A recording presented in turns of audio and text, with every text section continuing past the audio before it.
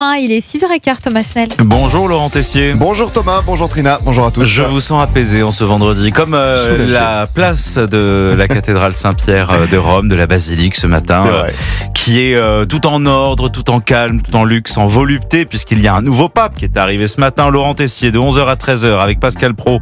Et vous, aujourd'hui, vous allez bien sûr revenir sur l'avènement du nouveau pape Léon XIV. Les catholiques, c'est vrai, retrouvent le sourire, l'espoir. Nous vivons un moment historique, le 260e pape de l'histoire, Léon XIV.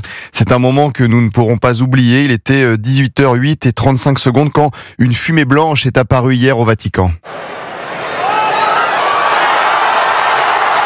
Vous entendez ces cris de joie des catholiques représentant le monde entier, place Saint-Pierre. Je vous lis la dépêche de l'agence France Presse. Un pape élu, les livres d'histoire raconteront ce moment. Les vidéos seront montrées, partagées. Dans plusieurs années, nous ressortirons l'annonce de l'événement sur CNews et Europe 1 avec Laurence Ferrari. La fumée blanche vient de s'élever. Cela veut dire que nous avons un nouveau pape. C'est que le conclave, évidemment, a désigné le successeur du pape François. L'annonce d'un nouveau pape, c'est une annonce planétaire. Et évidemment, nous sommes là en train de vivre en direct quelque chose de tout à fait extraordinaire. 18h11, les cloches de la basilique Saint-Pierre ont sonné à toute volée. J'ai une pensée pour tous nos camarades d'Europe 1 et CNews qui sont sur place, qui ont vécu de leurs propres yeux cet événement planétaire comme Frédéric Michel. Il y a un monde extraordinaire sur cette place, sans doute plus de 100 000 personnes. L'allée de la conciliation qui mène jusqu'à la basilique Saint-Pierre est pleine de monde. Les 133 cardinaux électeurs se sont mis d'accord en 4 tours. Nous connaissons le nouveau guide spirituel des 1,4 milliard de catholiques qui n'attendaient que ces mots. Habemus papam. Les catholiques retrouvent le sourire, la fin d'un suspense, le dénouement. L'américain, le cardinal Robert Francis Prévost, est donc le nouveau pape à l'âge de 69 ans. La découverte de son nom était attendue. Leonem decimum quartum. Léon XIV. Alors oui, nous avions l'espoir d'avoir un pape français comme nous attendons depuis 655 ans, 1370 c'est Grégoire XI, mais nous avons une raison d'être satisfaits. Aymeric Pourbet l'a dit assez vite hier.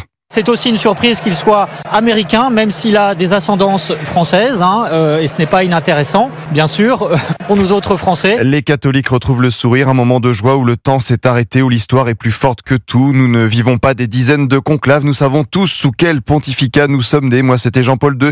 Nous avons tous en tête les images des arrivées des nouveaux papes au balcon, Benoît XVI en 2005, le pape François en 2013, et donc hier, l'arrivée au balcon du pape Léon XIV. On interrompt le direct à ce moment-là. Mathieu, alors que pardonnez-moi de vous couper, mais nous découvrons Léon XIV, le premier pape originaire des États-Unis.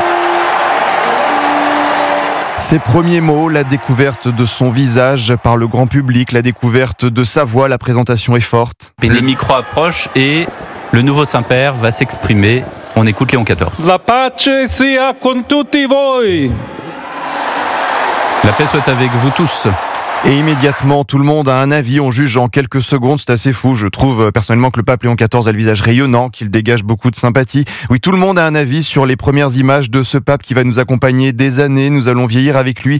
Son regard, son émotion ressentie, chacun échange des messages aussi avec son entourage ou lors d'un appel. Tu as vu le nouveau pape, t'en penses quoi? Bon, l'analyse n'est pas très élevée, mais chacun parle avec son cœur. Il a une bonne tête, je sais pas comment si on peut dire ça, mais voilà, et vraiment il nous a parlé de paix, et puis on verra, mais déjà on l'aime beaucoup.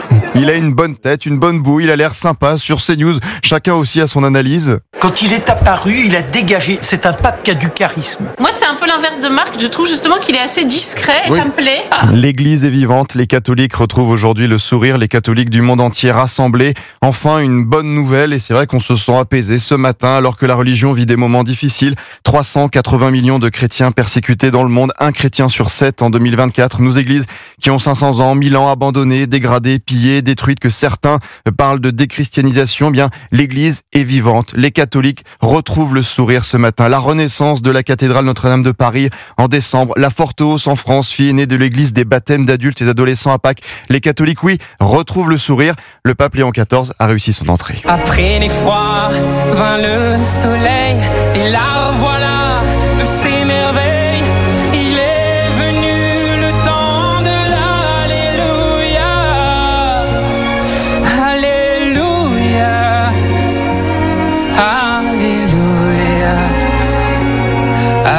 Alléluia. Merci Laurent Tessier, allez en paix. On vous retrouve à 11h. À tout à l'heure. À 11h avec Pascal Pro, de 11h à 13h sur Europe 1. À tout à l'heure. Bienvenue sur